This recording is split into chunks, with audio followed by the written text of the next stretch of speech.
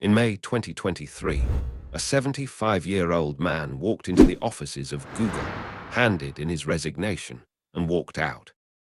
He didn't do it for money. He didn't do it to retire. He did it so he could warn the world about what he believed was an existential threat to humanity, a From threat he had self-driving spent his cars and entire medical life helping scanners to to create. robots, language models, voice assistants. This is the story of Geoffrey Hinton, the man who won the world's highest honors for teaching computers how to learn, and why he is now deeply concerned about what those computers may become. To understand his concern, we first have to understand his obsession. Born in England in 1947, Geoffrey Hinton came from a family of distinguished scientists and intellectuals. Yet in the 1970s and 1980s, he chose to dedicate himself to an idea that much of the scientific community considered a dead end. At the time, most artificial intelligence researchers were focused on programming computers with explicit rules. The idea was simple: tell a machine exactly what to do in every situation. But Hinton looked at the human brain and saw something different.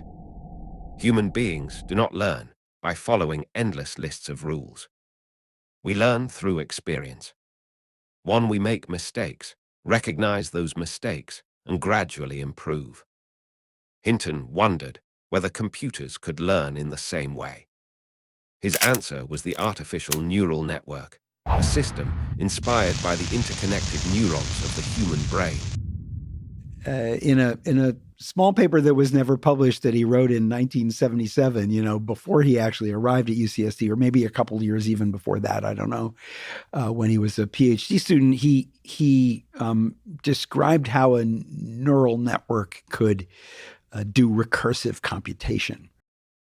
In 1986, Hinton and his colleagues published a groundbreaking paper on a method known as backpropagation. The technique allowed neural networks to learn from their errors by sending information backward through the system and adjusting themselves to perform better in the future.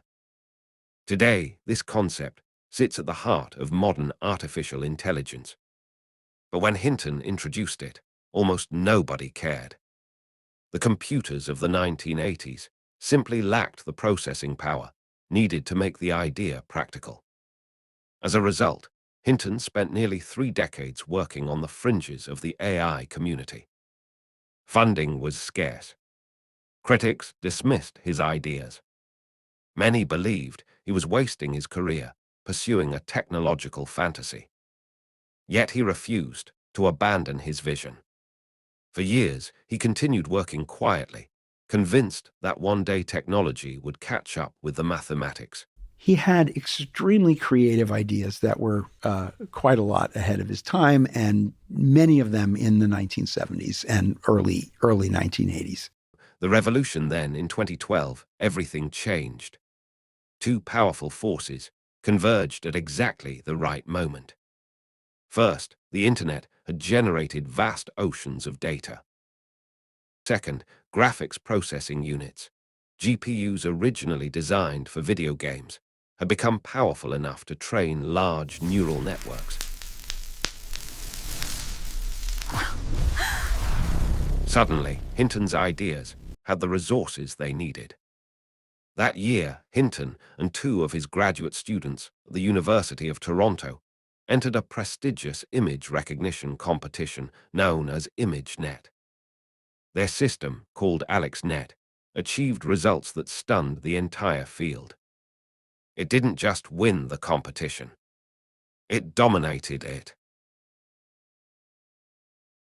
For the first time, a neural network demonstrated a dramatic leap in a machine's ability to recognize and classify images. The impact was immediate. Technology companies realized they were witnessing the future.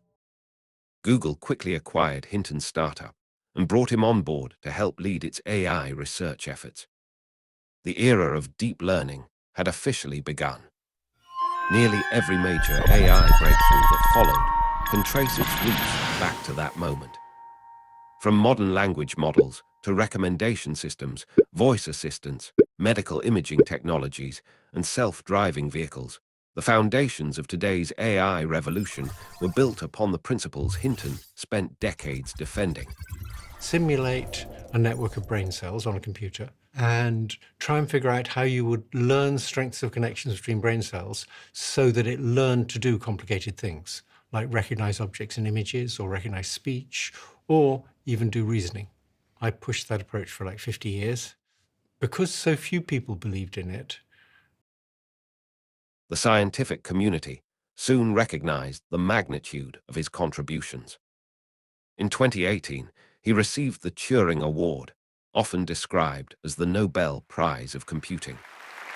Years later, he would go on to receive the 2024 Nobel Prize in Physics, cementing his place as one of the most influential scientists of the modern era. By then, Geoffrey Hinton had earned a title known around the world, the Godfather of AI. But just as the world was celebrating his achievements, Hinton was becoming increasingly uneasy. As AI systems grew larger and more capable, he began noticing something troubling. The machines were no longer simply following instructions. They were learning. They were adapting. And in some areas, they were beginning to outperform humans. In 2023, Hinton publicly warned that artificial intelligence might be advancing far more rapidly than he had ever expected. For decades, he believed human-level AI was many decades away. Now he wasn't so sure. One realization disturbed him more than any other. Human knowledge spreads slowly.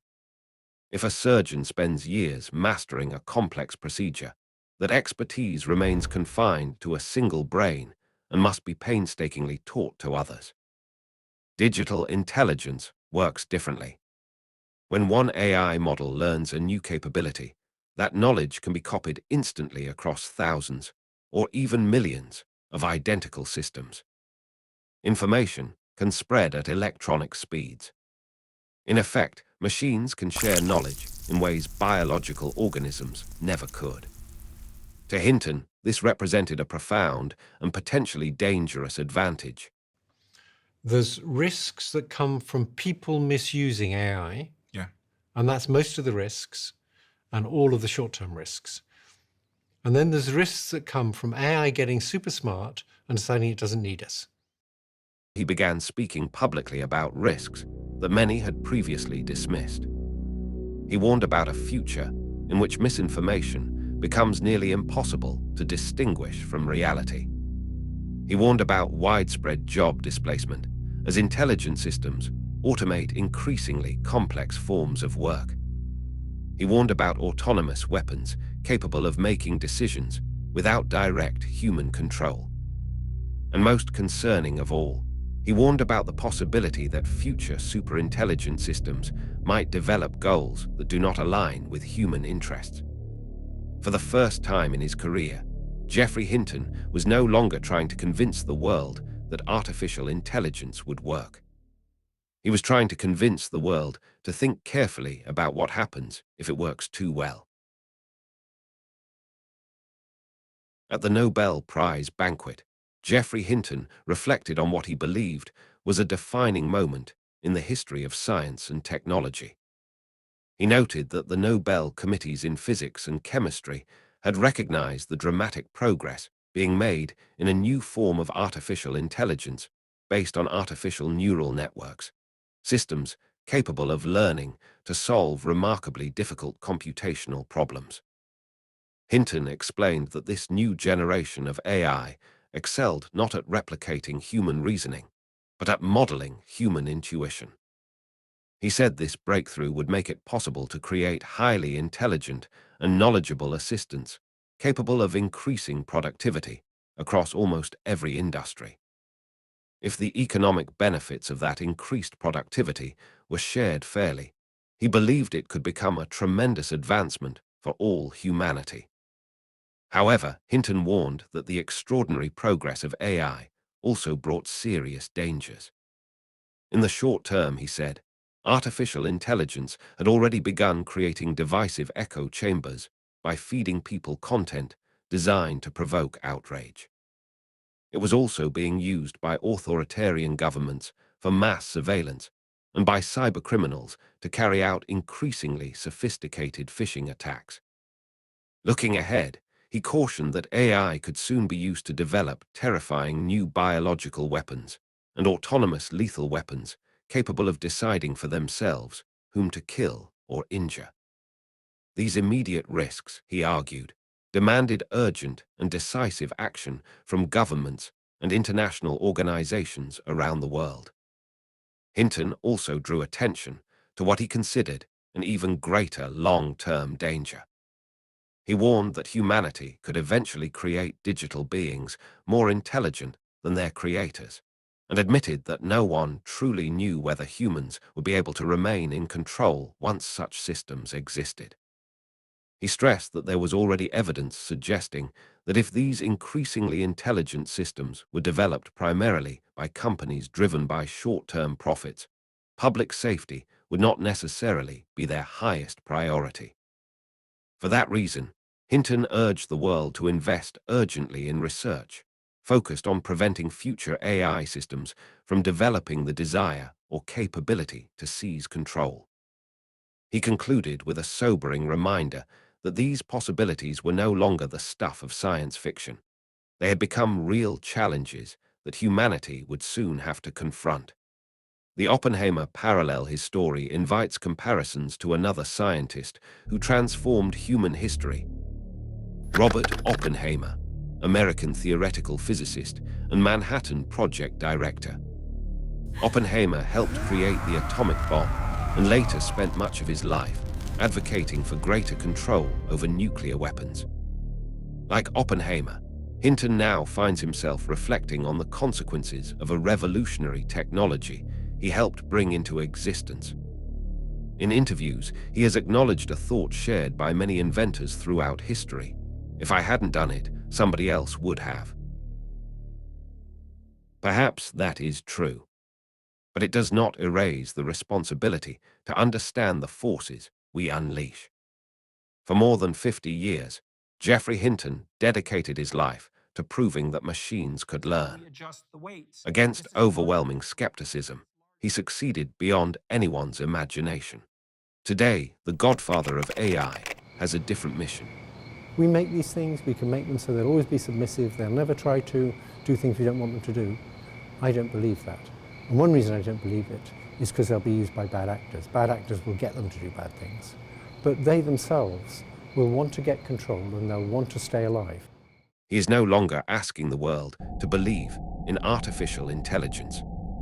He is asking the world to prepare for it. And he hopes humanity listens. Before the future arrives,